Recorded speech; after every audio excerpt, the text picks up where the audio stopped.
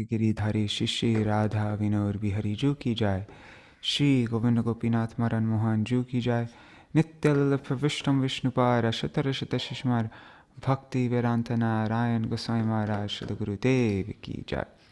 नित्य ललित विष्णु विष्णुपाद शतर शत शिशुमार भक्ति वेदांत वामन गोसाई महाराज की जाय। नित्य ललित विष्णु विष्णुपाद शतर शत शिशुमार भक्ति वेदांत स्वामी महाराज श्रील प्रभुपाद की जाय। नित्य ललित विष्णु विष्णुपाद शतर शत शिशुमार भक्ति प्रज्ञान केशव गोसाई महाराज की जाय। नित्य ललित विष्णु विष्णुपाद शतर शत शिशुमार श्रील भक्ति सिद्धांत सरस्वती गोसाई प्रभुपाद की जाय। नित्य ललित विष्णु महाभागवत श्रील गोरक्षदास बाबाजी महाराज की जाय। नित्य ललित विष्णु श्रील सच्चिदानंद भक्ति विनोद ठाकुर की जाय। नित्य ललित विष्णु वैष्णव सार्वभौम श्री जगन्नाथ दास बाबाजी महाराज की जाय। श्री रूपानुग गौरी गुरु वर्ग की जाय। श्रील बलदेव विजयभूषण प्रभु की जाय। श्रील विश्वनाथ चक्रवर्ती ठाकुर की जाय। श्री नारोत्तम श्रीनिवास श्यामानंद प्रभु त्राय की जाय। श्रील कृष्णदास कविराज गोसाई पाद की जाय। श्री रूप सनातन भट्ट रघुनाथ श्री जीव गोपाल भट्टदास रघुनाथ शार गोसाई प्रभु की जाय। श्री स्वरूप दामोदर राय रामानंदारी श्री गौर पार्षद वृंद की जाय। नाम अक्षय श्री हरिदास ठाकुर की जाय। प्रेम से कहो श्री कृष्ण चैतन्य प्रभु नित्यानंद श्री अद्वैत गदाधार श्री वासरी गौर भक्त वृंद की जाय। श्री क्षेत्र मंडल गौर मंडल व्रज मंडल मथुर वृंदावन धाम की जाय। सर्व अभिष्ट प्रदत्त गिरिराज महाराज की जाय। श्री राधा कुंड श्याम कुंड की जाय। श्री यमुना देवी गंगा देवी की जाय। श्री तुलसी महारानी वृंद देवी की जाय।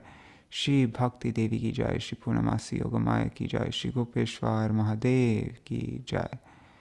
श्री हरिनाम संकीर्तन की जाय। अनंत कोटि वैष्णव वृंद की जाय।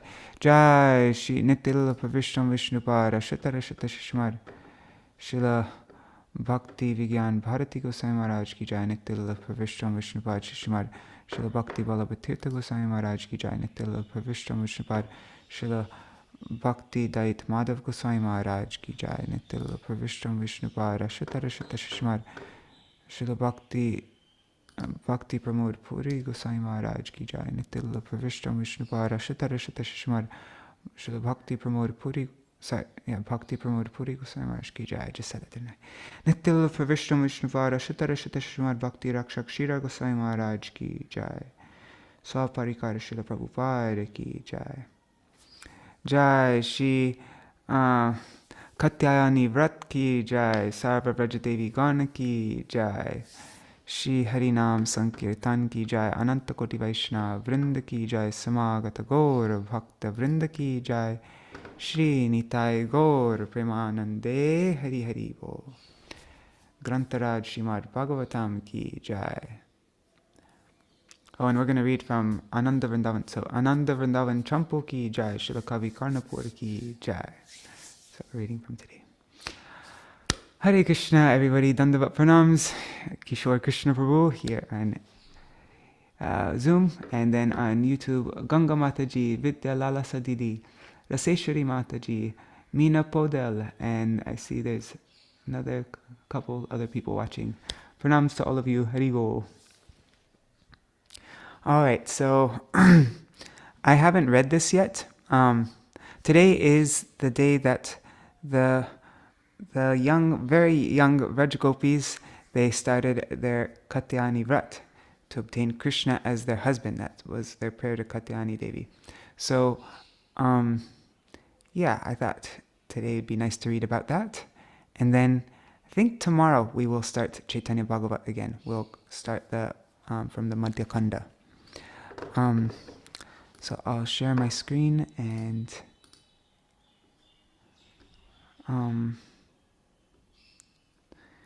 yeah. Oh, and just disclaimer, this edition of Ānanda-vṛndāvana-campū, I don't know how accurate it is. Like I checked a little bit of it with the swing pastime when we read that, and it seemed pretty it seemed like an okay translation, but I haven't checked this, and it was done by Mahanidhi Swami a long time ago.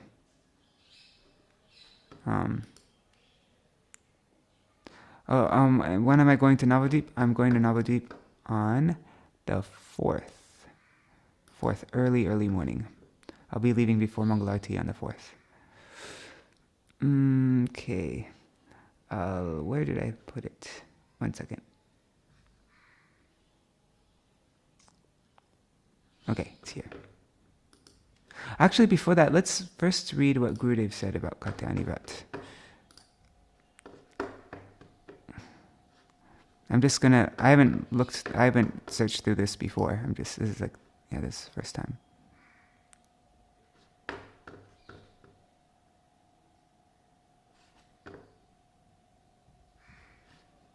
Okay, so this is an excerpt from Acharya Keshari Shri Bhakti Brigan Keshav Goswami Maharaj, like the biography written by Srila Gurudev. Let's see if I can make this text big. Let's see if there's a way to do that. Nope. Tools. That's annoying. View. There must be some way to make it big. Edit. No. Okay. Anyhow.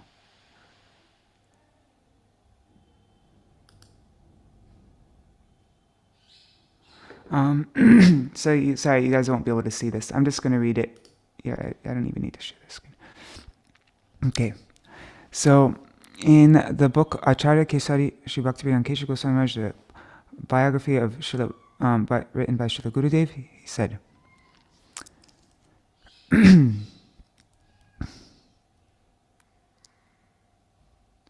during the month of Shravan in the year 1959, a philosophical assembly was arranged in Keshavpur village, and eminent Smarta Pandits, they were called to support the villagers' side in some debate. Sri Ayodhanath went to Srila Acharya Keshari's lotus feet in Chunchura Mat, and in a very moving voice repeatedly requested him to take part in the assembly. He said, "If you do not go there and refute the arguments of the opposite side," he said, "it will be impossible for me to stay in that village. They will simply throw me out." And what the villagers were saying is, they said that demigod worship has been going on since ancient times, and the scriptures confirm this. So they said, let's call, So let's see.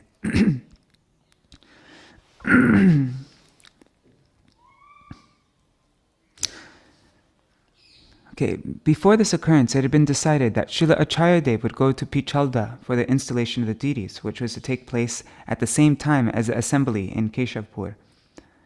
But when Srila Gurudev heard Sri Ayodhanath's distress-filled prayers, he decided to go to Keshavpur with Sripad Trivikram Maharaj and other leading sannyasis and brahmacharis. In the assembly, the Smarta Pandits raised the objection on behalf of the villagers. They said, "Demigod worship is described in our Indian scriptures and has been going on since ancient times. We find many proofs of this in the Skanda Purana and Padma Puranas. The worship of Katyayani, Yogamaya, Durga, Kali, Shiva, and others is even seen in Srimad Bhagavatam. So why do Vaishnavas not worship demigods?" On Paramaradhya Srila Gurudev's order, Srimad Bhaktivedanta Trivikram Maharaj replied first. He used evidence from Srimad Bhagavatam, Gita, and other shastras to show that the result of demigod worship are temporary. Materialistic people worship demigods to fulfill different material desires. However, all the results are of a temporary nature. Indeed, even those who have attained Swarga will fall down again to the material world after enjoying the results of their pious activities. Vaishnavas, however, are exclusively devoted to Sri Krishna Bhajan and do not have any material desires in their hearts. After this, Srila Acharya Dev explained very clearly that Sri Ayodhanath had not done anything wrong. On the contrary, all shastras approve his action. He said, "If the Gopis were worshipping Katyayani, then why did Sri Krishna have to come personally to give the benediction? The reason that Krishna and his Sarup Shakti Yogamaya, Katyayani, are non-different is the reason is that Krishna and his Sarup Shakti Yogamaya, Katyayani, are non-different. Shakti Shakti Matayor Abhed. Therefore, in this case, Katyayani Puja is the same as puja of Sri Krishna. Sri Krishna himself put an end to the worship of Indra and other demigods. And he also says in the Gita, Yanti Deva Vrata Devan Pitrin Yanti Pitrid Vrata. That's 925. And Kamas Taister Hritagyana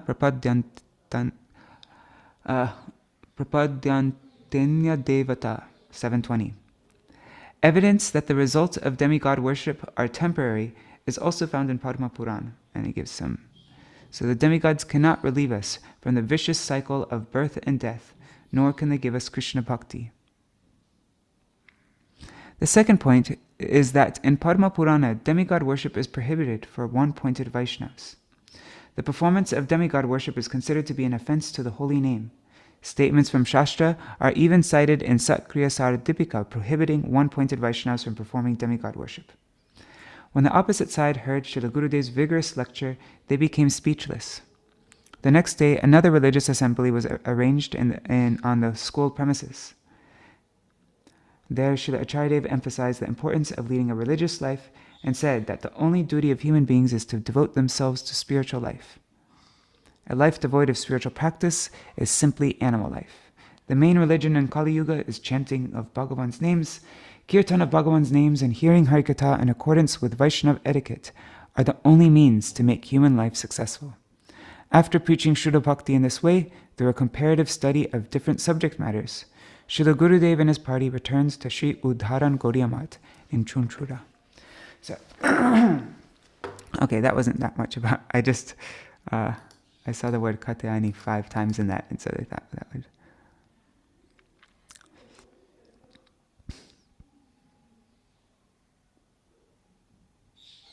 Okay, let's see. This is from Bhakti Rasayan, chapter 9.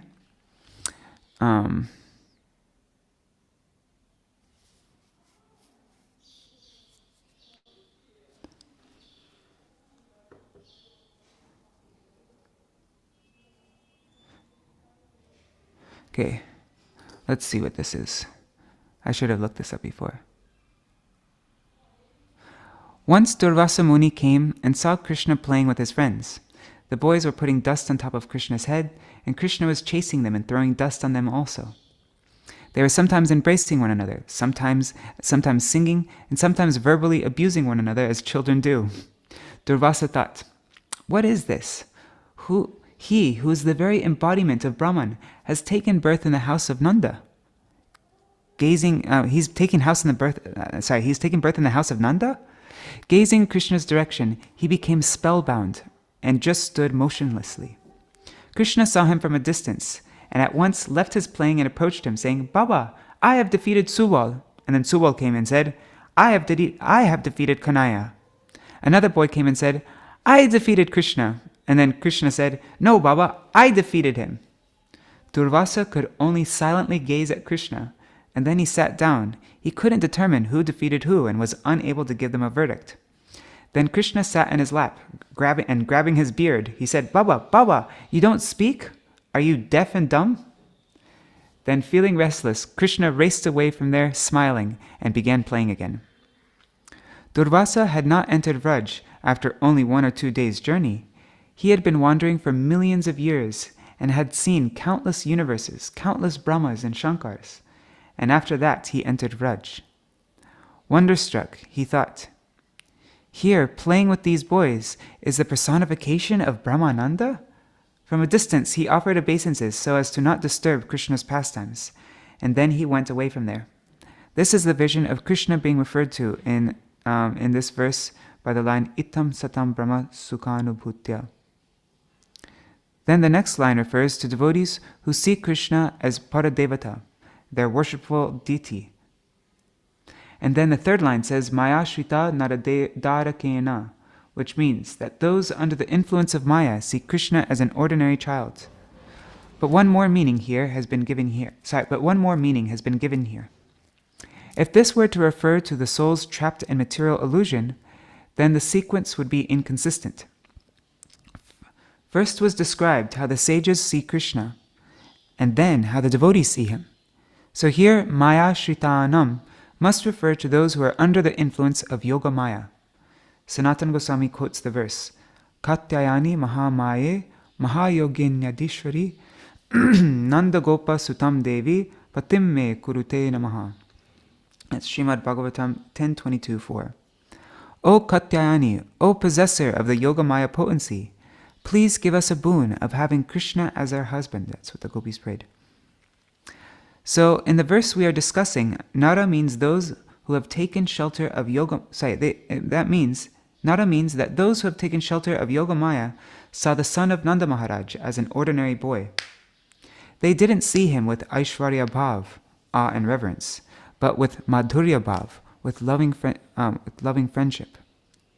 They always played with him in Nara Lila, his pastimes in human form, never considering him to be the Supreme Lord.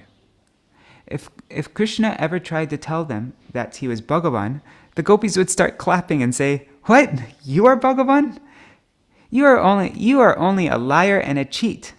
And when you are hungry, you break your mother's pots of yogurt." So here, Maya Shritanam refers to the gopis, who by reciting this Siddha mantra and chanting puja and offering puja to Katyayani, received Krishna as their paramour. Otherwise, the sequence of the verse would be incorrect. And in the words Naradarakena, the word Dara can also mean wife.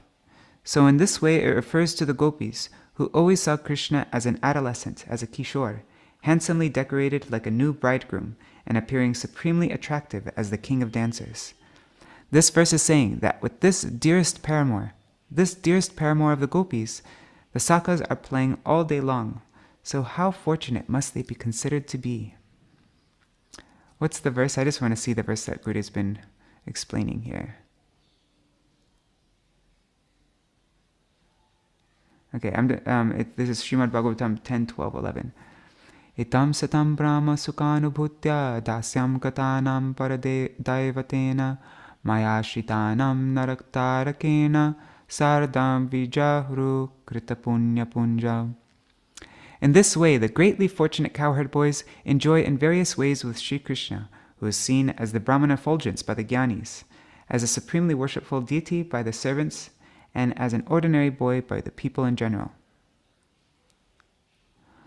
Or the word Mayashrita can also mean those who have received his utmost mercy due to being devoid of the mood of opulence, and they saw him merely as a son of Nanda. So that's a deeper meaning. All right. So that wasn't so much directly about Katyayani Devi, but something.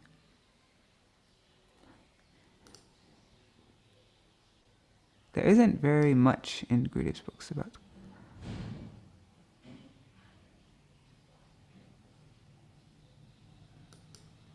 Okay, I think we can move on to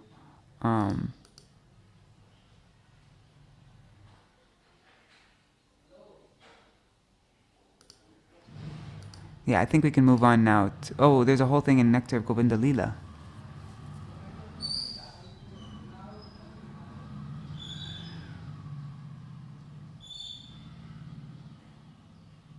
Okay, let's read this from Nectar of Govinda Lila. I'll just open it up. I'll share the screen so you can read it.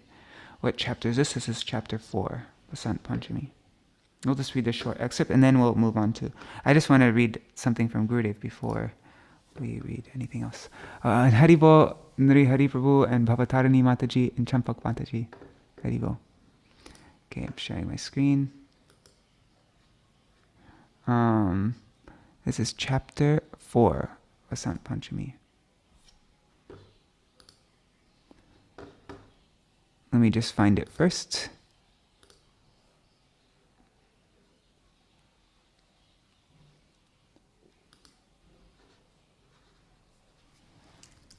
Nectar of Govinda Lila.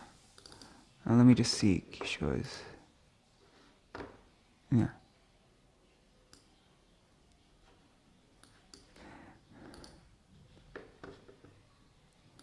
Okay, so chapter 4 of Vasant Panchami.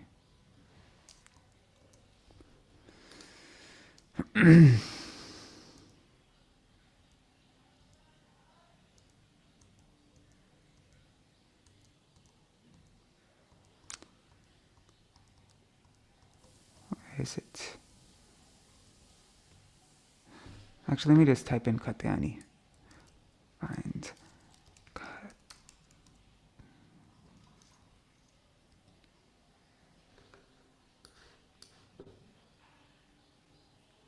Okay, here.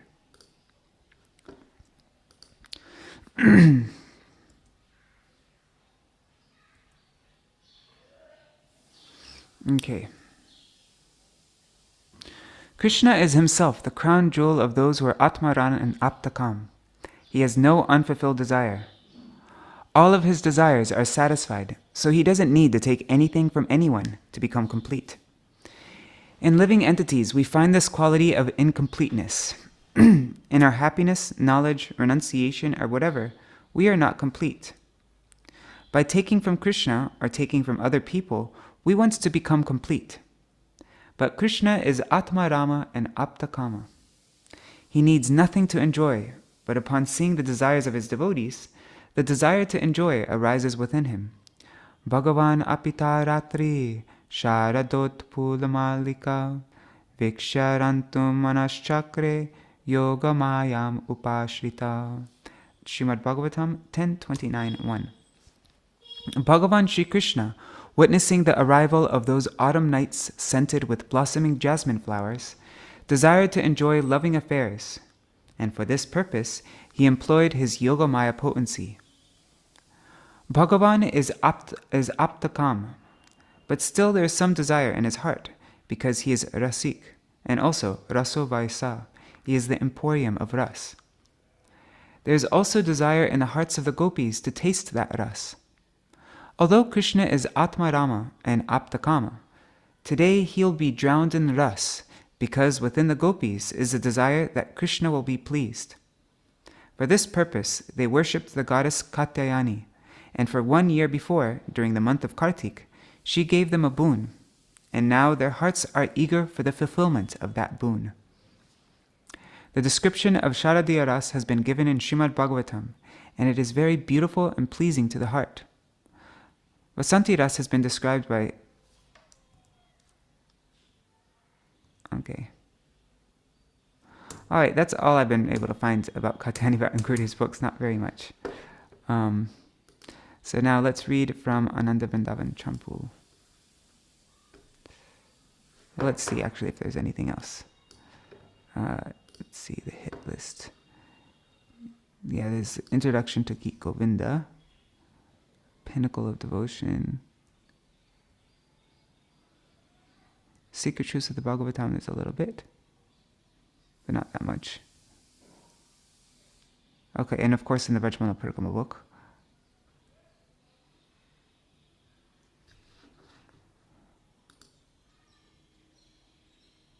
Let's see this. Brajanath Prabhu says, Madhav Maharaj said that the Gopis worshipped Katyayani, Mahamaya, and it was the same Mahamaya who bewildered Brahma. Then Gurudev said, for the Gopis, that Maya was Yoga Maya. Maya is one, and by her function she is two. When she acts upon Krishna and his associates, she is Yoga Maya. When she acts to bewilder the conditioned living entity, then she is Mahamaya. Someone may say, Narayan Maharaj is a most angry person. Another person may say, no, he is very loving. The first person saw me chastising someone, and therefore his idea is that I am an angry person. The second person saw my very sweet behavior and thinks, oh, he loves everyone. Okay, let's see what else Gurudev said about.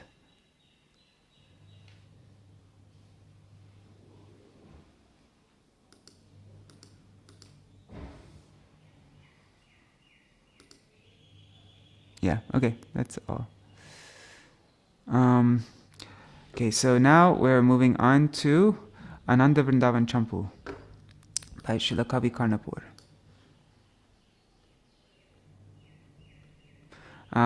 So there's this chapter, The Glorious Flute of Krishna. And at the end of this chapter, I think that's where it mentions Katyani for the first time. Let's see.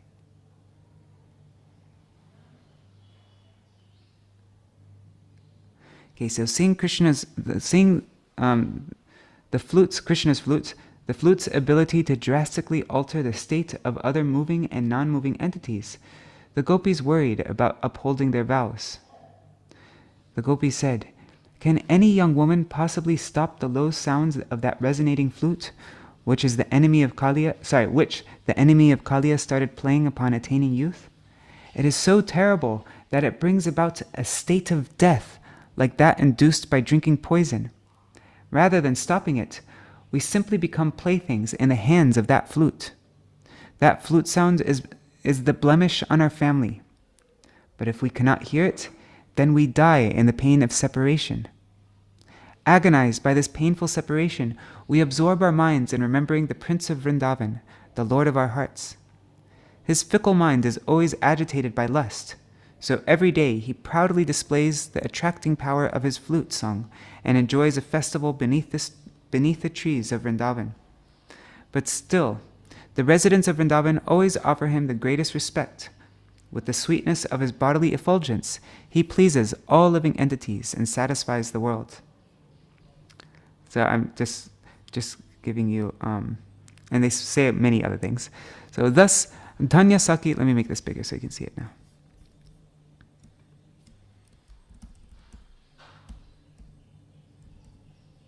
Okay. Thus, Dhanya Saki and other beautiful young gopis disclosed their intense craving to meet Krishna. Since Mahaprem had arisen within them, they manifested so much longing that their throats choked up from the life airs rushing out of their bodies. Tossed by the insurmountable waves of desire to meet Krishna, they spent the days of autumn in great difficulty. In this way, the winter season quickly arrived, and the gopis began to worship Katyayani. Dhanya Saki and other Rajkumaris, they came to the banks of the Yamuna to worship goddess Uma, Katyayani, during the first month of the winter season known as Margashirsha. At this time, the ripened white rice paddy in the fields displayed a mixed color of red and brown. Bent in humility, the rice paddy expressed its desire to drink the water made fragrant from the white lilies blooming nearby. The newly sprouted barley spread a red and brown color across the fields. The growth of anise and inches of coriander sweetens the earth. Spinach bloomed in household gardens. Fields abundant with sugarcane spread in all directions. The first month of winter displayed immense splendor with its wealth of agricultural products. The Vrajkumaris, like Dhanya Saki, who possessed unlimited affection for Krishna, played the part of sadhaks, seeking to perfect the purity of their love for Krishna. Taking the vow, "May the virtuous son of Nanda Maharaj become our husband." So taking this vow, they secretly worshipped goddess Katyayani in order to attain Krishna. Okay, now chapter 12.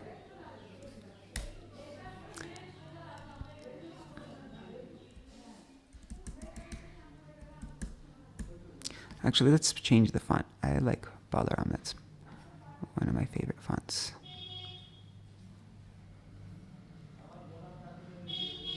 Okay.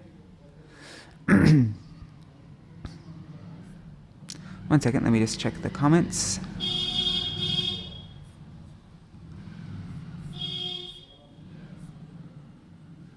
Hare Krishna Gargarajji. Oh, there's connection problem? Haribo Braja Price. Braja Mataji. You can see the screen now though, right? I think so. Okay. So this is chapter 12 of Ānanda-vṛndāvana-campū. I've never read this before. So. Stealing the garments of the gopis. One day, due to their sadhan, the intense hope of Dhanya Saki and the other attractive Rajkumaris to attain Krishna as their husband blossomed like a flower on the desire tree of their hearts. Somehow or other, from that very day, the parents thought that their daughters would be happy by getting good husbands. So rather than being disturbed, they happily helped their daughters observe the necessary vows to fulfill their natural desire. With great affection, the mothers warned their daughters, "Your young bodies are as delicate as flowering creepers. Therefore, you cannot endure painful austerities. How will you be able to suppress the bliss you are feeling within, and suddenly show the determination needed to perform such difficult activities? Since you will not be able to do it, you should not attempt to undergo this vow of worship. We have never seen you do such a thing before. Such discouraging words merely increased the gopis' determination. The mothers inquired from their daughters, "O young girls, who is the devata whom you are worshipping? Is it Uma, Umapati, Madhav, Kamala? Is it Kamala or Brahma? What type of puja are you doing? Is wealth required? Who is the acharya directing the chanting of the Vedic mantras? Think about this carefully and tell us." To stop any further discussion of the subject, which might reveal their hidden intentions to attain Krishna, the unmarried gopis thought about their mother's words, and they answered modestly, "If any living entity puts his determined faith in any devata, then that devata will surely fulfill his desires. Therefore, we will satisfy our desires by increasing our worship of Goddess Katyayani. We have employed our minds to serve as the best of acharyas. His orders will determine our future and bring us to our goal. While waking or sleeping, our mental acharya is chanting a mantra to help us fulfill our purpose." Being discouraged by their mother's words from performing the Katyayani Vrat, the gopis felt temporarily despondent. Nevertheless, when the first day of the Hemant season arrived, waves of blissful ras agitated the ocean of their hearts. With great enthusiasm, they collected havishyana and other articles to execute the Katyayani Vrat. The bodies of the gopis revealed a distinct type of beauty while undergoing the hardship of the Vrat. Since they no longer chewed tambul, the natural luster of their lips glowed prominently. Though their skin turned somewhat pale and hardened without their daily oil massages, their bodies glistened like fresh ashoka leaves washed by the rain. Since they no longer applied oil to their hair, it became dull and dry like the minds of the destitute. From eating once a day, their bodies became very thin and lost their natural effulgences. Though they still wore gems and jeweled necklaces, their bodies looked as lackluster as the second phase of the dark moon. Seeing the intensity of their penance and their emaciated condition, all the Vrajvasis were astonished and felt pity for them.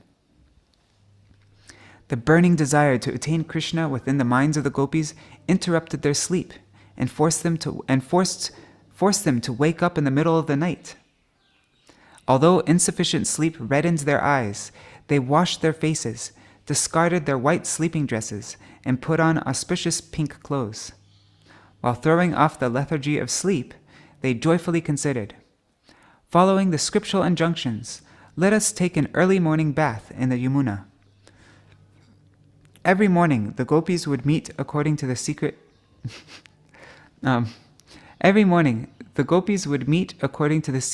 agreements that they had made the night before.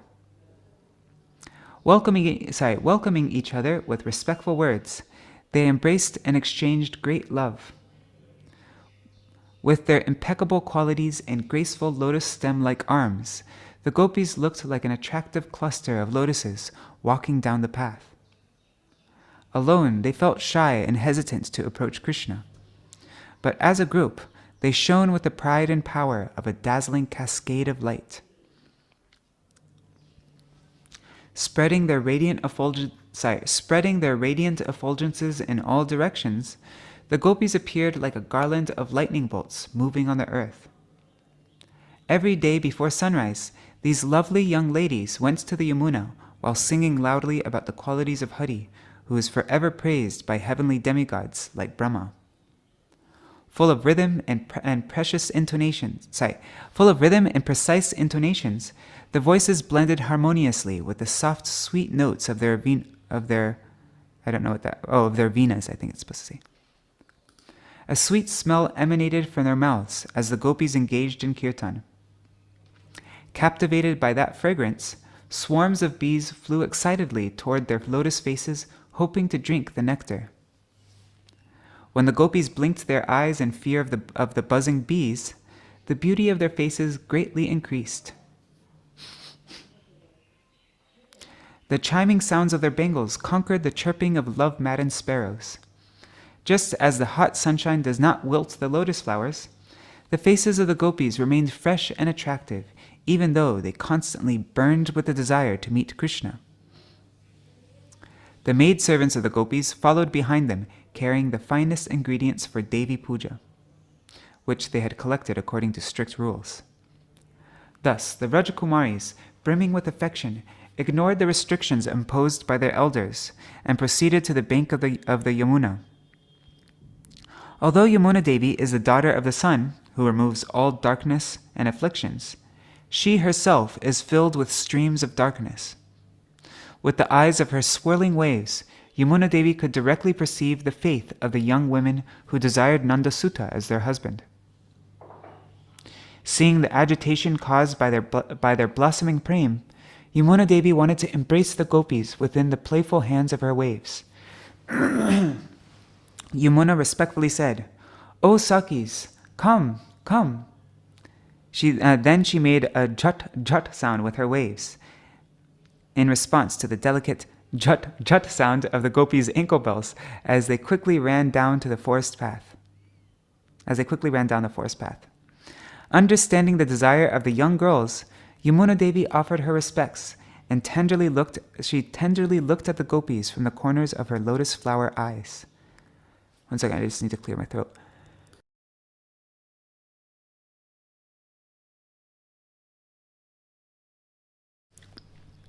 Okay. The rays of the rising sun instigated pleasure pastimes among the pairs of reunited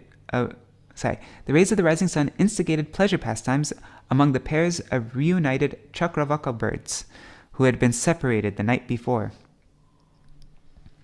Water birds chirped gaily while flying overhead. Upon arriving at the Yamuna, the impatient Rajakumaris immediately threw off their woolen shawls. Covered by thin white cotton bathing outfits, the blissful bodies of the gopis looked more beautiful than a stream of falling snow. The gopis shivered and softly sighed due to the chilly morning air. The quivering of their leaf bud-like lips revealed the splendor of their pearly white teeth. The gopis smiled gently and giggled upon noticing their friends feeling the same way.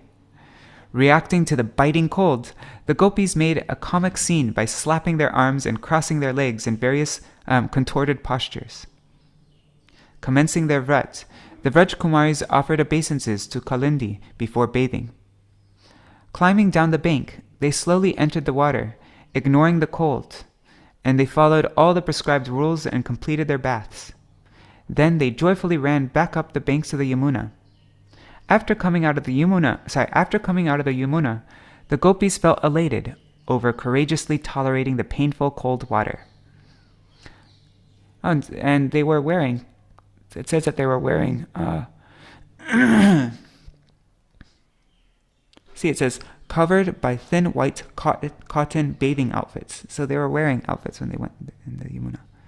They were wearing clothes. The water dripping from the garments on the limbs of the young, beautiful, doe-eyed gopis, with pretty smiles, fell onto the earth.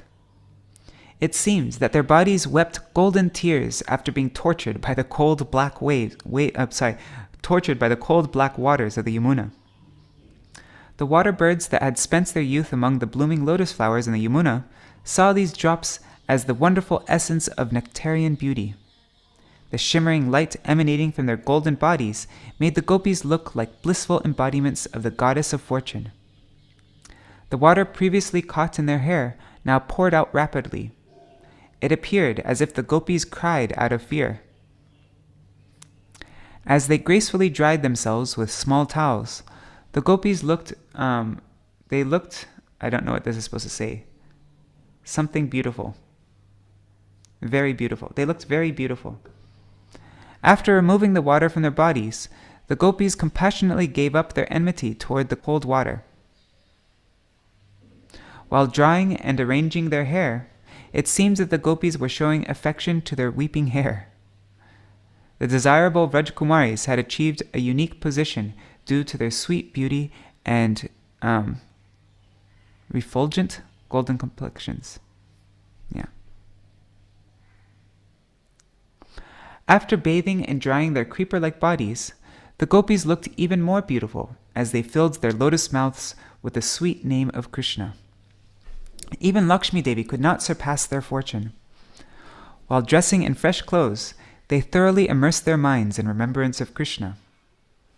The borders of their dresses were ornamented with attractive lacing of gold and silver threads. After tying up their hair, the gopis, who were expert in various arts, proceeded to a special place on the bank of the Yamuna. They occasionally sighed from the cold while carrying the puja paraphernalia that they had painstakingly gathered. The sweet fragrance of their breath attracted swarms of bees. But the gopis felt nervous and twitched their eyebrows because they could not tolerate the cold wind generated by the wings of those bees. Feeling compassionate, Suryadev gradually dispelled their chill by caressing them with his gentle, warm ways. Thus, Suryadev showed more affection to the gopis than to his own daughter Yamuna Devi.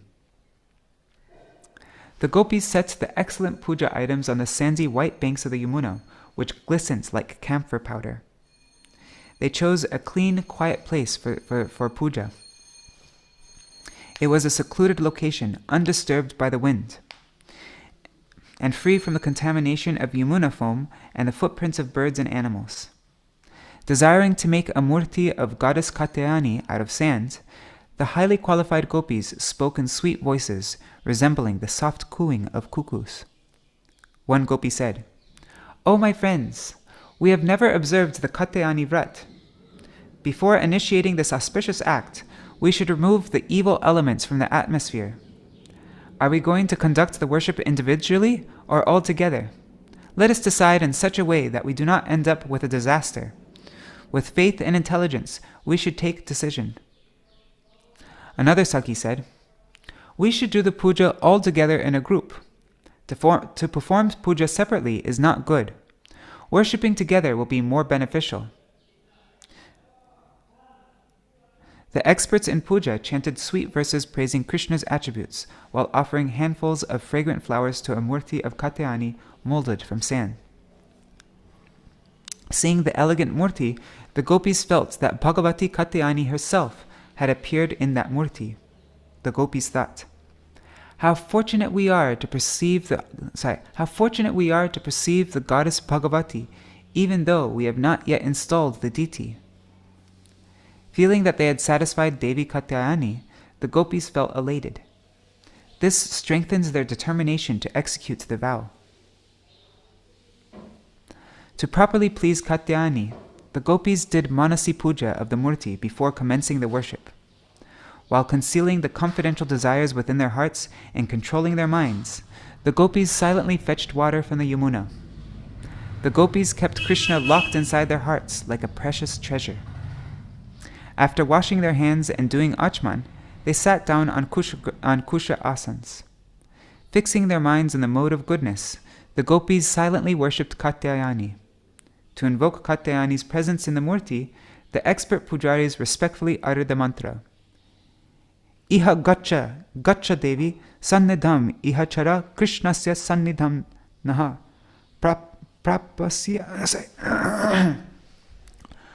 prapayasva namo namaha. So they said, Come Devi, please enter this murti. Please help us come close to Krishna. We pay obeisances to you again and again.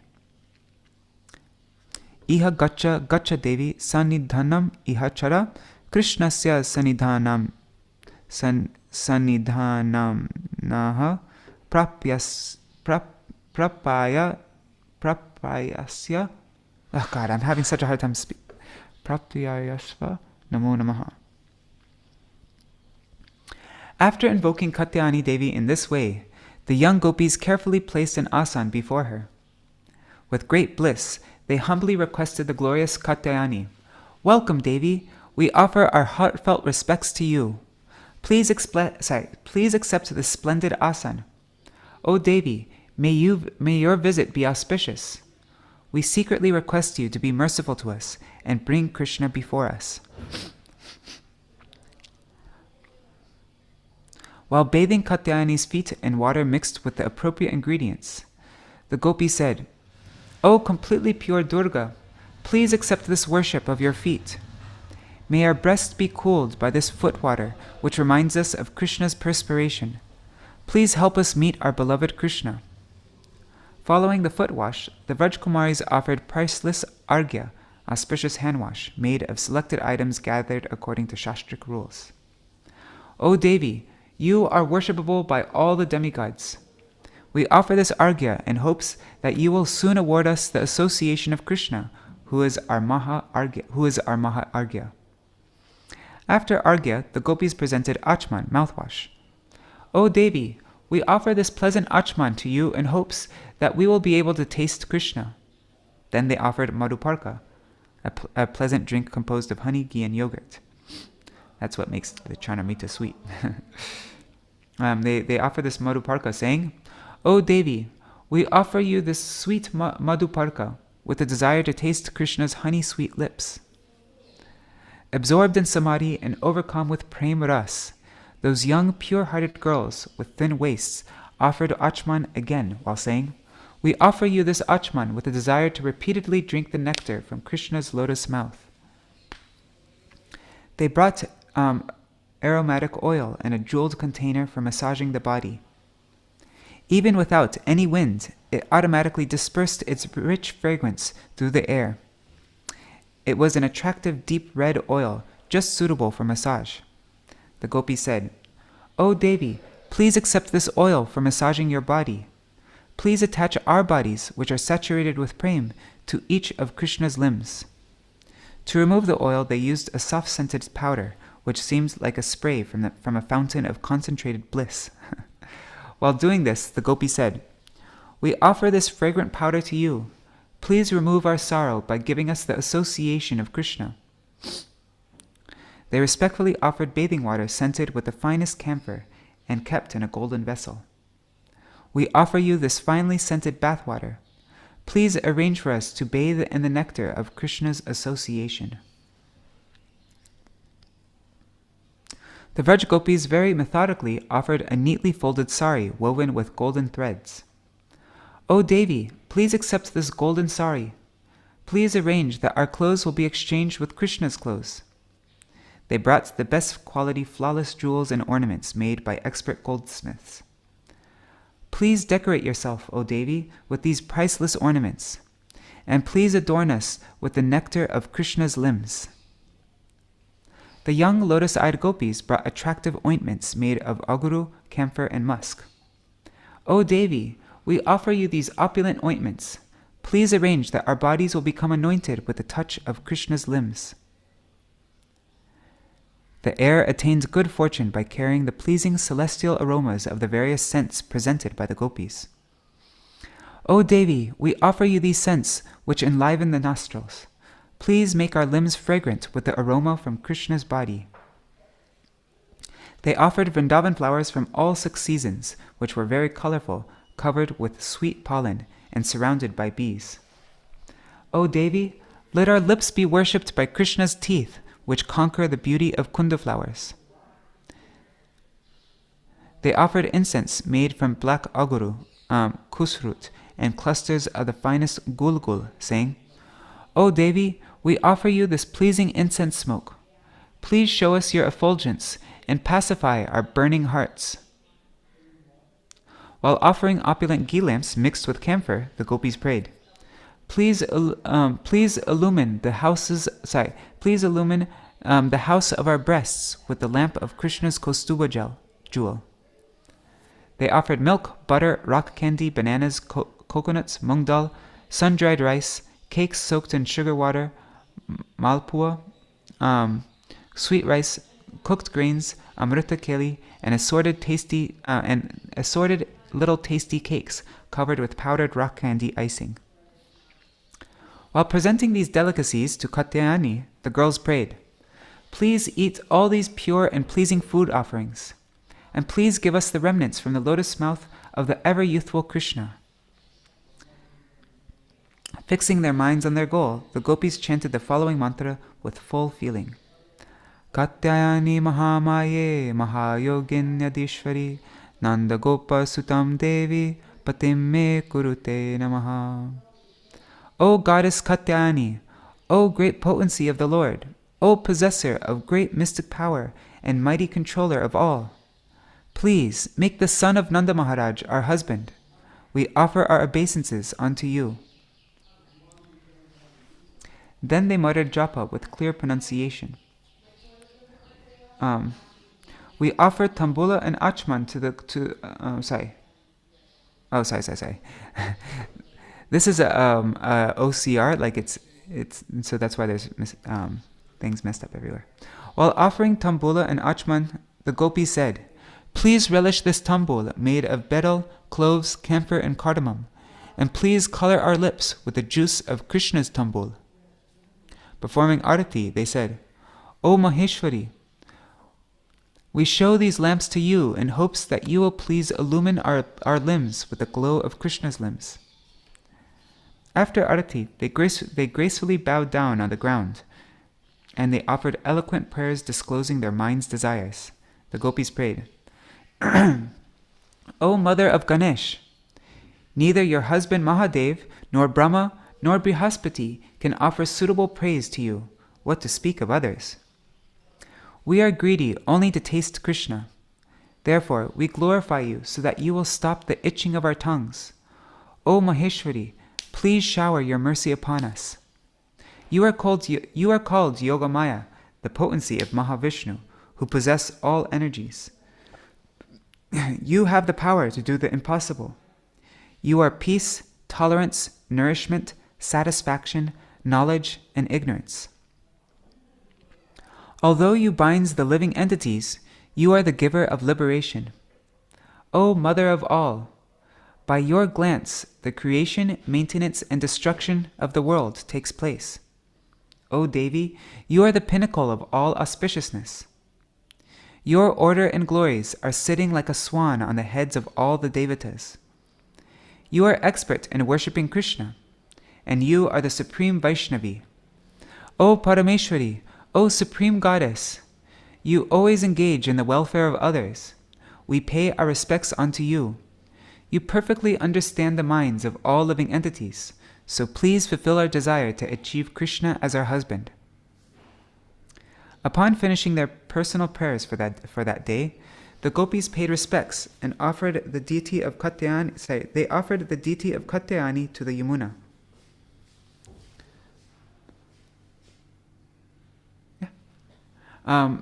Throughout the days and nights of the entire month of the Vrat, the young girls maintained their unswerving zeal. Their throats always sung about Krishna's qualities. As the days passed, the gopis offered more items and increased the standard of worship. Katyayani Devi was pleased with their pure offerings and regular worship. Thus, the gopis hoped to attain her grace. Indeed, just before the end of the month, they received the mercy of Devi. Everyone suspected that the gopis wanted wealth like any ordinary human being. But the gopis did not want any wealth from their worship of Yogamaya or the Devatas. The all-auspicious Katyayani fulfills desires and bestows mercy and happiness upon those qualified with a pure heart. She reciprocated with the Rajkumaris by appearing within their minds, saying, "O auspicious girls, you are the embodiments of Krishna's conjugal attraction. You will attain all good fortune by worshipping Krishna. The devotees of Lakshmi, who fulfills all desires, do not worship other devatas to attain the favor of Lakshmi Devi. Your sincere prayer ornaments your heart and indicates your longing for Krishna. Your prayers also make me glorious. Very soon you will attain the association of Krishna according to your individual tastes. Now you can stop your austerities." After speaking thus, Katyayani disappeared from their hearts. The words of the goddess greatly increased the Gopis' faith. 1 second, I just need to check on this water because it's making a strange noise. I'll be right back. And also, I'll turn on noise suppression so that you don't have to hear that in the background. 1 second.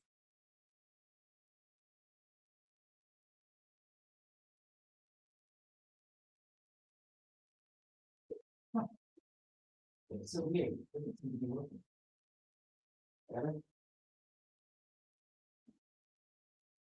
It's weird. It doesn't seem to be working. Hey.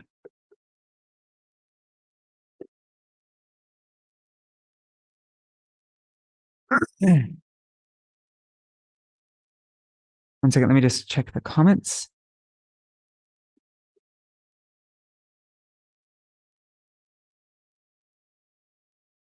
Oh, and Meena Podel is asking a question. Does Srimati Radhika also observe the Katyayani Vrat? No. None of the only the Sadhan Siddha Gopis, right? They're the only ones who observe Katyayani Vrat. But none of the yeah.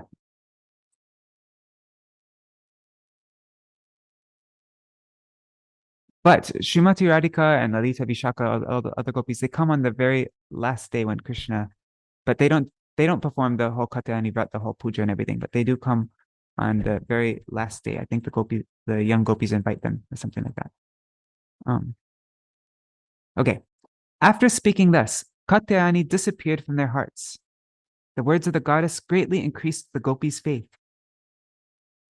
On the last day of the Vrat, the gopis felt quivering in their left arms, eyes, and thighs. These signs of imminent auspiciousness removed their fatigue and made them confident of attaining the fruit of their desire to enjoy with Krishna. As they considered how to best complete their Vrat, the sun rose brilliantly in the sky. The lotuses responded by opening happily as the atmosphere saturated with immeasurable joy. The gopis worshipped Devi with countless numbers of the best quality articles. Rejoicing over the successful completion of their Vrat, the gopis liberally offered the various puja items. Anticipating the forthcoming result of their austerities, the gopis succumbed to a playful mood and stood up excitedly. After receiving the blessings of Katyayani, they took off all their fancy pure silk saris and placed them on some clean ground. Following the local customs, they bathed naked. So this whole time during Katyayani Vrat, they were wearing sari, like they're wearing outfit, some saris or whatever outfits while they went to bathe. But this time, following the local customs, they bathed naked in the Yamuna. Elated and enthused, the gopis joyfully pushed and squeezed each other. Basking under the warm rays of the sun, they were oblivious to the cold water. The blissful gopis created a captivating scene as they lost themselves in the fun of water sporting. Meanwhile, according to the previous day's plan, the young cowherd boys walked toward the pastures. Hearing them approaching, the forest birds excitedly flew into the sky. Though Krishna is very strong, he is conquered by the intense love of his dear friends like Balaram. Although he is independent, Krishna became controlled by the pure love of the gopis and thus moved in their direction. The prema of the young gopis reached perfection because it had the desire to give bliss to Krishna as its only goal. In order to dispel the pain of their longing, Vrindavan Chandra, the master of all masters of mystic yoga, showered nectar from his flute. Taking the qualities of the young girls as his necklace, Krishna left the happiness of herding the cows and playing with his intimate friends. What was that? Taking the qualities of the young girls as his necklace, Krishna left the happiness of herding the cows and playing with his intimate friends. He wants to perform pastimes of the gopis in order to make the bud of their heart's prema blossom into a flower. The gopis' cherished desire to meet Krishna had been steadily growing throughout the year. Leaving the company of Balaram and the older boys, Krishna took some of his young friends and went to enjoy with the gopis. These blissful boys had spotless characters and beautiful forms that resembled toy dolls. Secretly and unseen, Krishna arrived amidst the gopis. He wanted to award the think there's supposed to be a period there. Secretly unseen, Krishna arrived amidst the gopis. He wanted to award the gopis the fruit of their endeavor, and at the same time, relish a playful pastime. And these were very little boys that Krishna took with him. They didn't even know the difference between male and female. Thus, Krishna, who is the color of a new monsoon cloud, who attracts the gopis and is attracted to the gopis, who always befriends his devotees, and who gives happiness to all, but never inflicts pain on anyone, he prepared to enact his pastimes. Krishna tied his hair under his turban, pulled up his cloth, and quieted his angle bells. With a glaring look, Krishna silenced the silly talking of his young friends. Then Krishna crouched down and cast a few furtive glances while smiling mischievously.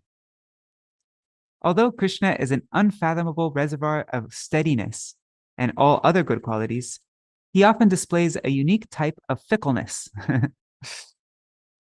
Adopting the mood of a thief, Krishna arrogantly snatched the gopis' clothes and slung them over his shoulder. After hushing up his little friends, Krishna quickly climbs to the top of a kadamba tree. Sitting on a branch, Krishna glanced toward the gopis and listened to their talk. At that time, the young gopis, who are praised even by the goddess of fortune, desired to stop bathing. Not seeing their clothes on the bank of the river, the gopis thought with surprise, "Who stole our clothes? There's no one here except the rays of the sun, and on the banks there are only the footprints of some water birds. Perhaps the devatas have hidden our clothes somewhere, because when they visit, they do not touch the earth, nor leave there any footprints." The gopis looked fearfully here and there while arguing over the various possibilities. The waves of their sidelong glances skimmed across the surface of the Yamuna. The gopis scanned all directions with their wide blue eyes that resembled the petals of a blue lotus.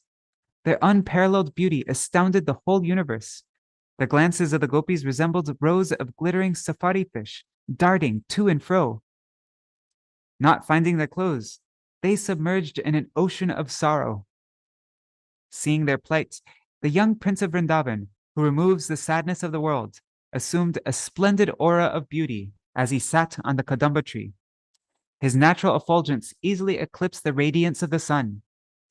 While smiling at his young Gopa friends, Krishna joked with the gopis in a sweet, clear voice soaked in a nectar unknown even in the heavenly planets. Krishna said, "O young girls, you should not be disturbed by this. I have stolen your pure, sparkling garments just to attract your minds and relish some pleasurable pastimes. Using your pearl necklaces as an offering, give up your pride and come here alone. Come here alone, or come all together to get your clothes." The fruit on the vine of the Katyayani Vrat, which is difficult for others to attain, had now spontaneously ripened for the gopis. Drinking the words flowing from Krishna's mouth, which indicated his greed for them, the gopis savored a stream of ras-filled nectar. They saw it as an exclusive gift awarded to them on the auspicious completion of their vrat. In this way, the gopis overcame the fatigue from executing their austere vow. Lowering their eyelids in shyness, the gopis cast sidelong glances to reprimand that expert thief who fulfills all desires. Krishna's appearance seems like some good fortune arriving at the wrong time. Their extreme joy forcefully propelled them to Krishna, yet simultaneously filled them with confusion. In this state of bewilderment, they ignored the coldness of the water and submerged themselves up to their necks. They stood silently without yielding to Krishna's demands. Those young girls with gleaming teeth and bashful faces thought that Krishna might not keep his promise to return their clothes. Whispering amongst themselves, one gopi said, "Why not talk to him and defeat him with your clever words?" But being controlled by Yogamaya, none of the gopis could respond to Krishna's request to collect their clothes. In their silence, the faces of the gopis encircled by dark blue locks of hair looked like rows of half-open lotuses surrounded by quiet bumblebees. What charm they added to the bank of the Yamuna! For a long time, the Gopis deliberately refused to answer or look toward the Kadamba tree. Giving up their shyness, which had pervaded them like an internal disease, the Gopis finally spoke in such a way to show their disgust with Krishna's naughty behavior. The sweet dancing of their lotus eyes and the darting movement of their eyebrows captivated all directions. The Gopis showed their shyness through their affectionate solicitations and entreaties that by their affectionate solicitations and entreaties that appeared both witty and respectful at the same time. Yes.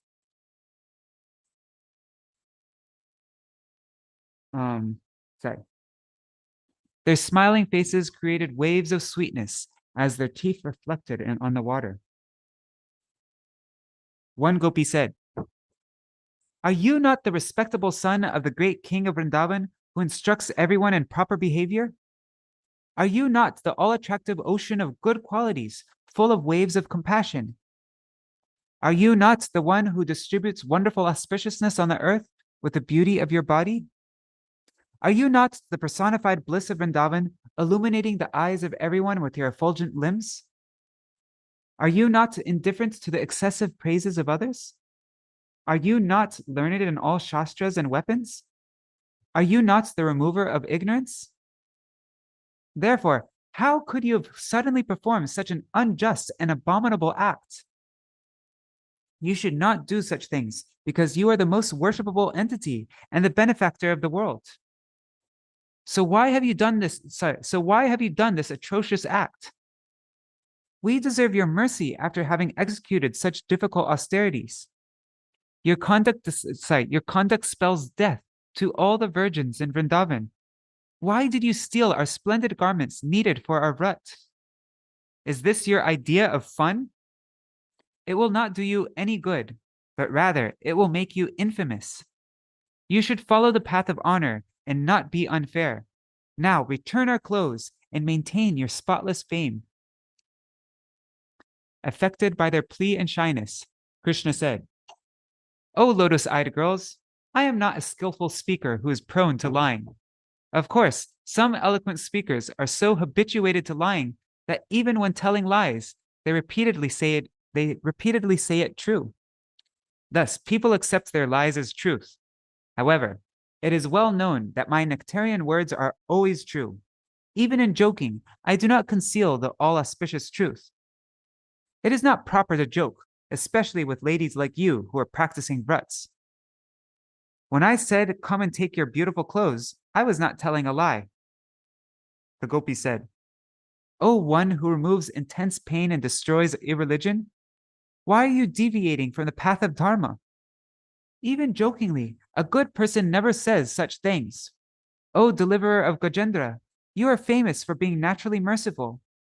But why are you not showing one drop of mercy toward us? Why can't you sympathize with our suffering? You are not considering how to remove the confusion within our intelligence as we stand here up to our necks in ice-cold water. It is the nature of village girls that we would rather drown in the Yamuna than stand naked before you who are afflicting us. We fully understand the inner meaning of your words. O deliverer of harsh words, please stop speaking. O clever joker, do not bewilder us with your wit. We offer respects to your feet. Actions speak louder than words. O one whose face defeats the luster of the autumn moon, we are your servants, and we will obey whatever order you give us to test our minds. Give up your prevailing mood of being a charitable person by donating cloth. Do not turn a well into an ocean of mirth. Now give back our dresses by passing them to your trustworthy young friends." After one Gopi tried pacifying Krishna with these words, another Gopi spoke. Her voice sounded more pleasing than a veena or a cuckoo. Although she spoke with the courage of an infantry commander, the vibration of her voice contained an undeniable attraction for Krishna. She said, "It is difficult, but we must stick to the path of Dharma. We young girls of Vrindavan have never before been spoiled by such vile behavior. O perpetrator of injustice, how are such abominable acts going on in the village of Vrindavan? O son of Nanda Maharaj, we request you to counteract this injustice.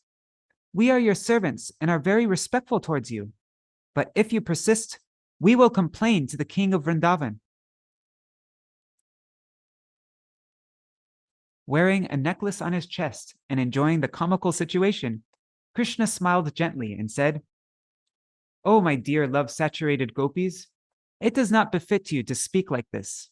Indeed, if you are really my servants, then you must do as I say. Why can't you follow my sincere and pertinent instructions meant for your benefit? Whether an order is agreeable or disagreeable, a servant must always obey the master's orders. Therefore, the conclusion is that you should come forward and take your clothes. Do not spoil the reputation of your family. If you do not do what I say, I will not give them back to you. O ignorant ones. I will not give them back to you, O ignorant ones. And even if the king becomes angry, what can he do?" Those young unmarried gopis, the epitome of good conduct, had praised their beloved with sweet words and serves that difficult to achieve Lord with great affection. Intensely eager to attain Krishna, they drank his ambrosial words with the cups of their ears. Because their love for Krishna had already matured over a long time, the gopis felt they could no longer ignore the harsh demands of this rarely achieved person. Although angry, the shy young girls were indifferent to it due to their deep attachment to Krishna.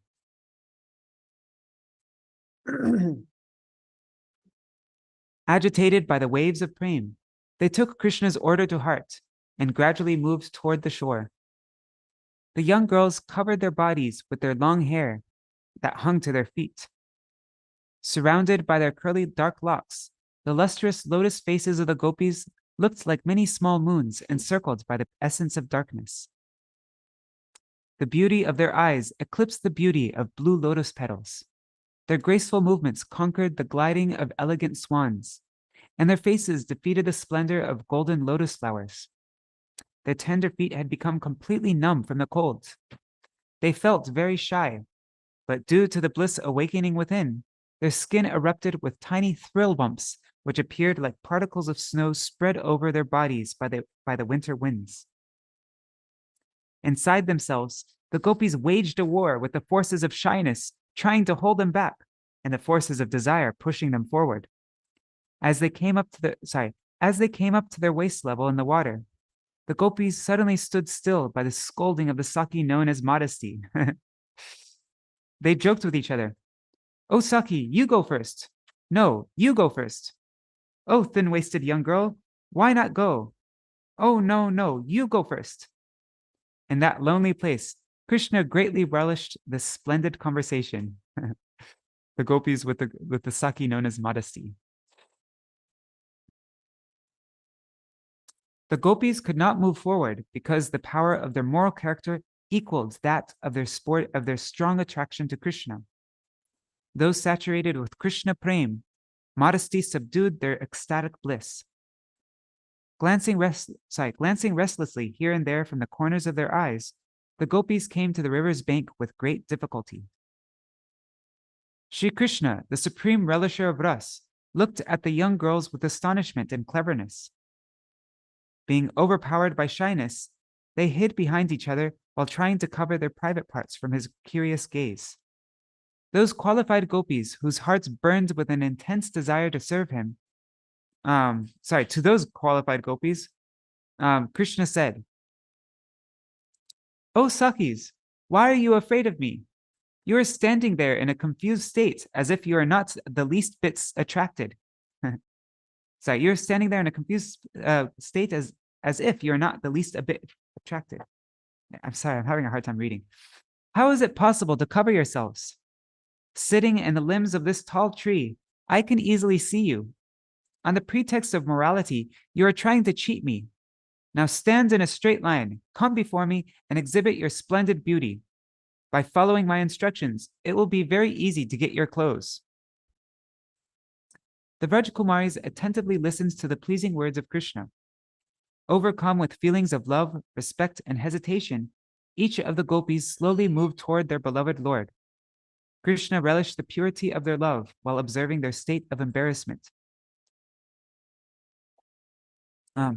Putting their clothes on his shoulder, Krishna smiled as he drank the nectar of their sweet, loving faces. In an affectionate voice, Krishna said, "It is very inauspicious to stand here with your hair hanging loose and disheveled. It is especially offensive for one performing a vrat. What to speak of a person observing a vrat? Even an ordinary person keeps his hair tied. Oh, beautiful young girls, even the celestial nymphs lose their beauty if they let down their hair. By this act, you have spoiled your beauty. Oh, girls whose sweet faces conquer the moon, you should tie your hair in a braid." Upon hearing Krishna's clever, pleasing words, the gopis lost all apprehension. Overwhelmed with prema, they slowly rose out of the water. Their golden thighs radiated a special type of elegance.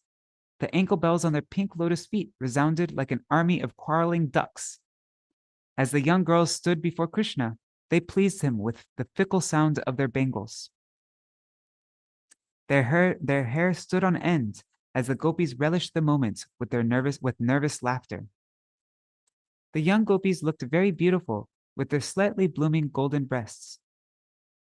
Desiring to please the Lord, they tied up their hair in artistic ways. Though satisfied, Krishna spoke as follows: "O girls, it is not right to stand before someone you respect. Even if you see me as an ordinary person, it is not right for you to stand before me. Therefore, come here and obey me by sitting on this pure seat." For the gopis, these words flowed like nectar from the moon of Krishna's mouth. They felt relieved, but due to fear, they could not decide between right and wrong. The gopis crossed their legs and placed their hands over their private parts. With their breasts hanging down slightly as they leaned forward, the gopis looked like golden forest creepers laden with heavy jewel-like fruits. The desire for conjugal love captured Krishna's mind. Smiling, he spoke pleasantly. "O young ladies, this is not the proper conduct of righteous people. A person doing a vrat should never bathe naked in a river. By doing so, you have offended Yamuna Devi, the presiding deity of the river.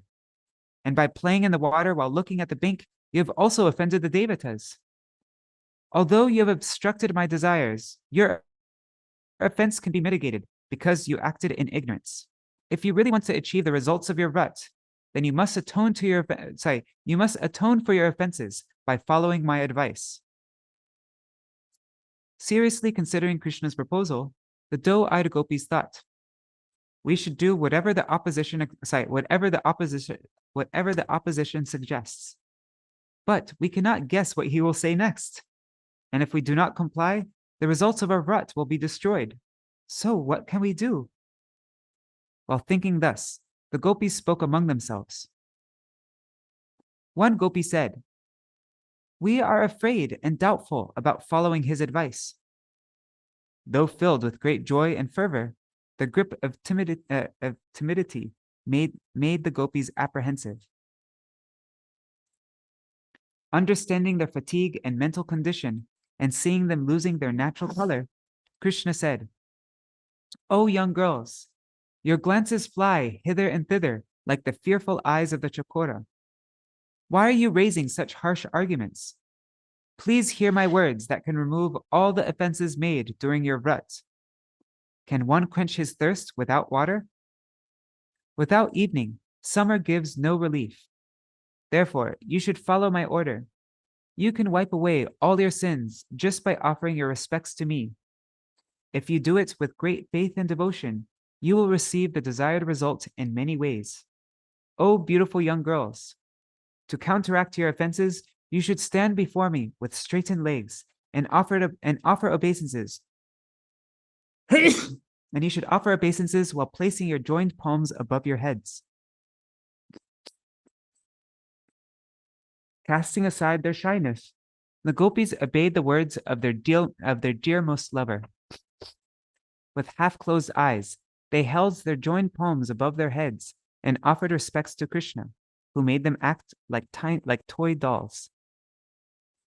The gopis pacified Krishna by standing humbly before him with their heads hanging down. As Krishna's prem-filled heart melted, a nectarian smile perfumed his lips.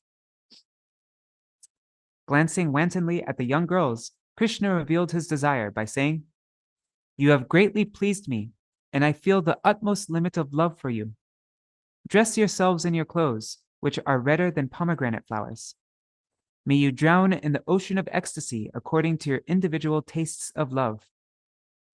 After saying this, Krishna extended his hand to give each gopi her respective clothes. The good fortune of the Rajkumaris far surpassed that of the goddess of fortune.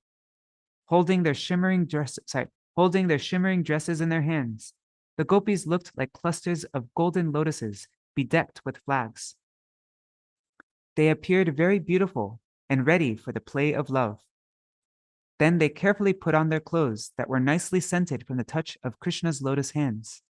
Glancing shyly at Krishna, their golden lotus faces bloomed with beauty. Their bodies trembled pleasurably from the excitement of finally achieving his association. Tasting the topmost happiness, the gopis stood there steeped in affection. Even without touching Krishna, they felt his powerful embrace. Abandoning his gravity, the young prince of Vrindavan spoke compassionately to the young girls. "I knew everything before the desire tree of your determination sprouted. I have performed this astonishing pastime just to increase your love. By ordering you harshly, I tested the purity of your love. Attracted to me, you submissively obeyed my beneficial orders, and therefore I have manifested eternal love within your hearts. Your desire is pure, eternally existing, and laden with rus. I reciprocate differently with people in the mundane world.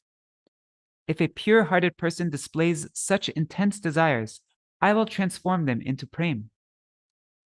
Then he will taste the blissful nectar derived from experiencing my qualities. This well of nectar exists independently of any other type of rasas.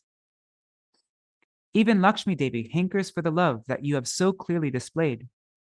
Just as rice paddy that is boiled in water or fried in fire can never show the qualities of the seed, similarly, the lusty desires of the common people can never sprout in the ocean of such supreme ras." After hearing Krishna speak, the thoughtful girls appeared beautified with the sweet fragrance of the vine of fickleness. Accepting the words of their dearmost as truth, the gopis experienced both immeasurable joy and agitation due to their intense longing for Krishna. Then the gopis cried tears of happiness that seemed like the fluid dripping from the ears of a lust-crazed elephant. Without responding to Krishna, the gopis just stood for some time with a disturbed look in their eyes. Now that their vrat was finished, the gopis felt surcharged with love and incredible bliss. They murmured among themselves with voices as sweet as cooing birds. Krishna continued, "Now return to Vrindavan. Soon we will enjoy together during a festive night. You have attained eternal perfection, so stop whispering like thirsty chataki birds.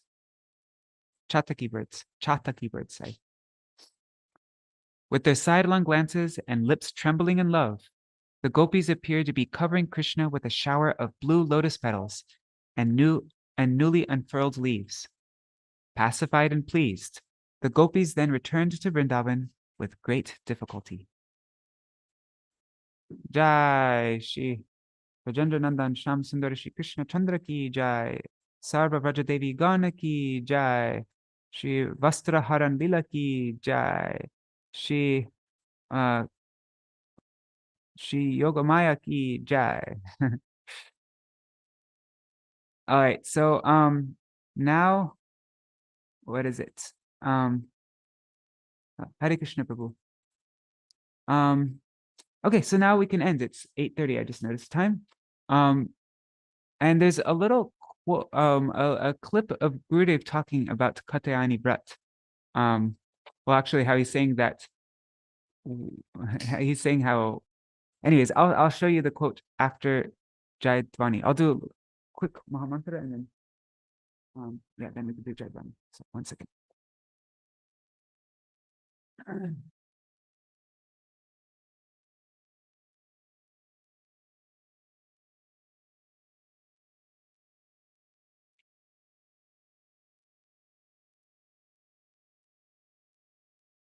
Hare Krishna, Krishna Krishna, Hare Hare, Hare Ram, Rama Rama, Hare Hare, Hare Krishna, Krishna Krishna, Hare Hare, Hare Rama, Rama Rama, Hare Hare, Hare Bo. Hari Bol, Hari Bol, Gaur Hari Bol, Nitai Gaur Hari Bol, Hari Bol, Hari Bol, Hari Bol. Okay, Kishore Prabhu, could you do Jayadvani? And then afterwards, we'll listen to, for anybody who wants to stay, we'll listen to a little clip of Gurudev talking about Katyayani. जय सब्रिकार श्री श्री गुरु गौरंग गण हरि गिरिधरि राज winner बिहरि राज नयनाथ राज रमन बिहरि राज माधव श्री श्री सचिनंद गौर हरि राध वृंदावन चंद्र जीव की जय। श्री गोविंद गोपीनाथ मरण मोहन जीव की जय। जय नत्यालील प्रविष्णु विष्णुपाद परमहंस प्रिय व्रजोचार्य वर्य स्तोत्र शिशुमान भक्ति विज्ञान भारती गोस्वामी गुरु महाराज की जय। नत्यालील प्रविष्णु विष्णुपाद परमहंस प्रिय व्रजोचार्य वर्य स्तोत्र शिशुमान भक्ति वेदांत नारायण गोस्वामी महाराज परिपावन शिल गुरुदेव की जय। नत्यालील प्रविष्णु विष्णुपाद स्तोत्र शिशुमान भक्ति बल तीर्थ गोस्वामी महाराज की जय। नत्यालील प्रविष्णु विष्णुपाद स्तोत्र शिशुमान भक्ति वेदांत वामन गोस्वामी महाराज की जय। नत्यालील प्रविष्णु विष्णुपाद स्तोत्र शिशुमान भक्ति वेदांत विक्रम गोस्वामी महाराज की जय। नत्यालील प्रविष्णु विष्णुपाद स्तोत्र शिशुमान भक्ति वेदांत स्वामी गोस्वामी महाराज श्रील प्रभुपाद की जय। नत्यालील प्रविष्णु विष्णुपाद स्तोत्र शिशुमान भक्ति द्वैत मार्ग गोस्वामी परम गुरु महाराज की जय। नत्यालील प्रविष्णु विष्णुपाद स्तोत्र शिशुमान भक्ति प्रज्ञान केशव गोस्वामी महाराज परम गुरुदेव की जय। नत्यालील प्रविष्णु विष्णुपाद स्तोत्र शिशुमान भक्ति सरांत सरस्वती गोस्वामी ठाकुर प्रभुपाद की जय। स्वापरिकाशील प्रभुपाद भक्ति सरांत सरस्वती गोस्वामी ठाकुर शिव शबाना विदयित रासमाशाई की जय। नत्यालील प्रविष्णु विष्णुपाद महापरम भगवान परवार परमहंस अष्टोत्तर शिशुमार गौर किशोर दास पबजी महाराज की जय। नत्यालील प्रविष्णु विष्णुपाद सप्तम गोस्वामी अष्टोत्तर शिशुमात सचितानंद भक्ति विनोद ठाकुर महाशय की जय। नत्यालील प्रविष्णु विष्णुपाद वैष्णव सर्वभौम अष्टोत्तर शिशुमात जगन्नाथ दास पबजी महाराज की जय। सूर्य कुंडवास श्री शिल मधुसूदन दास पबजी महाराज की जय। श्री उर्वदास उदराम दास की जय। परिविरान आचार्य शिशुमार बलदेव विभूषण प्रभु की जय। महामहोपध्याय रसकुशल शल विश्वनाथ चक्रवर्ती ठाकुर पार की जय। शल राधरमन चक्रवर्ती ठाकुर की जय। शल कृष्ण चरण चक्रवर्ती ठाकुर की जय। शल गंगा नारायण चक्रवर्ती ठाकुर की जय। जय शल रसिकानंद मुरारी प्रभु की जय। जय श्री शल रामचंद्र कविराज की जय। जय श्री लोचन दास ठाकुर की जय। जय शल नरोत्तम श्रीनिवास श्यामानंद प्रभुत्राय की जय। जय श्री कृष्ण कविराज गोस्वामी प्रभु की जय। जय श्री वृंदावन दास ठाकुर की जय। जय श्री अष्टकविराज सुरजान नित्यानंद तुरस गोपाल श्री चौषधि महंत की जय। जय श्री सुंदरानंद ठाकुर की जय। जय श्री रूप श्री सनातन भट्ट रघुनाथ श्री जीव गोपाल भट्ट रास रघुनाथ सर गोस्वामी प्रभु की जय। श्री स्वरूप दामोदर रमानंद लोकनाथ गर्भ आदि गौर परिसार वृंद की जय। नमाचार्य शिल हरिदास ठाकुर की जय। प्रेम से कहो श्री कृष्ण चैतन्य प्रभु नित्यानंद श्री अद्वैत गदाधर श्रीवासदि गौर भक्त वृंद की जय। श्री शिल ईश्वरपुरी गोस्वामी पार की जय। श्री शिल माधवेंद्रपुरी गोस्वामी पार की जय। श्री अंडरदीप मायपुर सिमंदीप गौतमदीप मध्यदीप कौलदीप विद्युदीप जानदीप मातृ माधव रुद्रदीप मात्मका श्री नवदीप धाम की जय। श्री एक चक्र धाम की जय। श्री शांतिपुर धाम की जय। जय श्री गौरचंद्र भगवान की जय। जय श्री श्री गौर गदाधर जीव की जय। Shri Shri Radha Krishna Gopinath Gopi Kapa Go Giri Govardhan Varashat Vanatmaka Shri Brajamandala Dham Ki Jai Shri Radha Kunda Shama Kunda Ganga Sakhi Aman Sakhi Tulasi Bhakti Devi Ki Jai जय हो श्री वृषभानुनंदिनी श्रीमती राधा रानी ठाकुरानी की जय जय श्री ललिता विशाख चित्र चंपकल तंग विद्या इंदुलेखा रंगरी विश्वदेवी हरि सख्य वृंद की जय श्री आनंद प्रेम मंजलाल श्री रूपल मंगा राग विलास रति कस्तूरी कमल नयन मणि अरिमंजारी वृंद की जय जय श्रीमती वृंद देवी की जय जय श्री भगवती पूर्णमासी उमा देवी की जय जय श्री गोपीश्वर सरशी महादेव की जय जय श्री जगन्नाथ बलदेव सुभद्रा सुदर्शन चक्र नीलमार्ग जीव की जय जय श्री तत्व गोपीनाथ की जय जय श्री जगन्नाथपुरी पुरुषोत्तम क्षेत्र मंडल नीलाचल धाम की जय जय सर्व विघ्न विनाशन करि भक्त विघ्न विनाश सुरेंद्र सिंह देव की जय भक्तराज भक्त प्रभराज श्री प्रहलाद महाराज की जय शिवला लक्ष्मेंद्र सिंह देव की जय श्री चरिताम चरि संप्रदाय चर्यचार्य की जय श्रीमद्वारमनुज विष्णु स्वामी निम्बदित्य चर्यचार्य की जय आकर्मतरा श्री चैतन्य मार्ग की जय श्री गौरीमार वृंद की जय अनंतरा श्रीमाद भगवताम भगवद्गीता चैतन्य चरितामृत चैतन्य भगवत जैव धर्म आदि सर्व गौरी वैष्णव वृंद वृंद की जय त्रिभुवन मंगल श्री हरिनाम प्रभु की जय त्रिभुवन मंगल श्री हरिनाम संकीर्तन धर्म की जय त्रिभुवन मंगल धन्य कलुतर ब्रह्म श्री हरे कृष्ण कृष्ण कृष्ण हरे हरे हरे राम मनम राम हरे हरे महामंत्र की जय श्री आनंद गिरि वैष्णव वृंद की जय श्री समकट गौर भक्त वृंद की जय श्री कट्यवाणी व्रत की जय शिल कवि कर्णपुर गोस्वामी की जय शिल पुरीदास कवि कर्णपुर गोस्वामी की जय जय श्री आनंद वृंदावन चंपू की जय जय श्री श्री राधा वृंदावन चंद्र जीव की जय जय श्री कपि वस्त्र हरण लीला की जय जय वस्त्र हरण लीला की जय जय श्री कपिकान की जय जय श्री सर्व ब्रज देवी गान की जय जय श्री कपि जन वस्त्र हरि की जय जय श्री कृष्ण चंद्र की जय जय हमारे स्वामी श्रीमती राधिका महारानी की जय जय श्री यमुना देवी की जय कपि जन वस्त्र हरि की जय जय श्री निताय गौर प्रेमानंदे हरि हरि बोल ओम वृंदाय तुलसी देव्याय प्रियाय केशवस्य च कृष्ण भक्ति प्रदेवी सत्यवत्याय नमो नमः वंशाकल्पतरुभ्यश्च कृपा सिन्धुभ्येव च पतितानं पावनेभ्यो वैष्णवेभ्यो नमो नमः श्री भगवती कत्यायनी देवी की जय Hare Krishna, Hari. Hari Bol, everybody. Dandavat Pranams, Kishore Krishna Prabhu, Champak Mataji, Nri Hari Prabhu, Bhavatarani Mataji, Ganga Mataji, Vidyalala Sadidi, Raseshwari Mataji, Meena Podal, Gargaraj Ji, Braja Mataji, and is that Shubhananda Prabhu, Hare Krishna, Prajumna Prabhu, Mantramurti Mataji, and everybody else watching. Dandavat Pranams. I just wanted, if anybody has to go, you can go now. Otherwise, if anybody wants to stay, I wanted to share with you, it's a 5-minute clip of Gurudev talking about Katyayani Vrat. Yeah, I'll show you. It's been transcribed also. Let me just share the sound. Okay. This is a darshan, I think it's in 1990 or something, like 1990, early 90s with Gurudev. Shamarani Mataji. Does Radhika no need of doing all these things?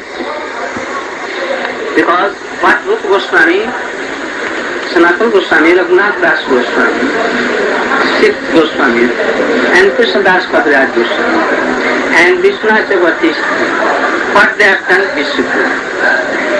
They have not done anything like this, Katyayani Vrat and all this. We should not across them. We should do what they have done. Otherwise, they cannot have Gopi Bhav. When they will burn from Gopi Kumbh, then this should be done. Not in this. Gopi Bhav were burnt in Om of Gopis.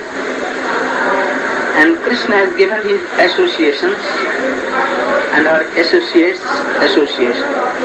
And at that time they have done. Not in this. Because we don't know the difference between Katyani and Durga and all this. They are Katyani means Krishna. Anyone who serves anyone, if we chant Narayan name, Narayan will come. Understand? If we chant Rukmini, Krishna, then Dwarkadish will come. They are all doing archana of Katyani Devi. Why Katyani could not come? Why Krishna came? Because they actually wanted Krishna. मैंने क्या कहा? हम लोग की जिसका उपासना करते हैं तो वो आता है, लेकिन यहाँ कत्यानी की उपासना करते कृष्ण क्यों है? कृष्ण क्यों? Why Krishna came? Because they actually wanted Krishna. But they worship Krishna. But they worship Katyani Yog Maya. But it was because they wanted Krishna as a husband. I want earth. Earth means rupya paisa. Money. I want money. I worshipped Durga Devi for money. But if I worship Durga Devi will come. And she will tell that what do you want? I will tell that I want money. Then he will give money. I am worshipping Durga. Durga should come. Then he will ask me, what do you want? Then she should fulfill me. Why Krishna came?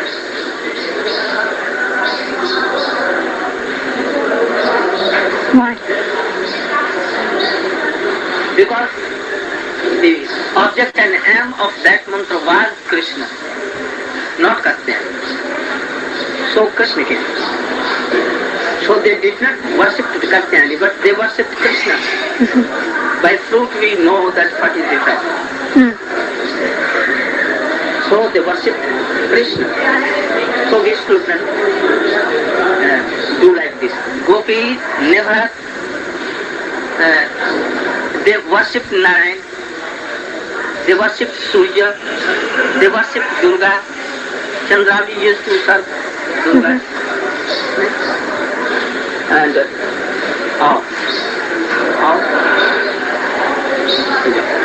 so they perhaps did or not, I don't know. Whether they followed Ekadasi or not. Janmashtami they क्या उसको मनाया या नहीं मनाया? Observe Janmashtami or not? We don't. So you should not observe Janmashtami. You should not do Ekadasi, and you should worship Durga and Sun. No, because we follow the Goswami. Because Gopi has done this. You should not do. What Rupa and Goswami and Sanatana Goswami, Raghunath Das Goswami had done, we should do that. And then she asked, does Radhika and her Astasakis perform Katyayani Vrat, or does only Chandravali and her friends perform Katyayani Vrat? Everyone. No, only those who were not married. And those who came from 60,000 rishi of Ramchandra. Okay. No. Okay.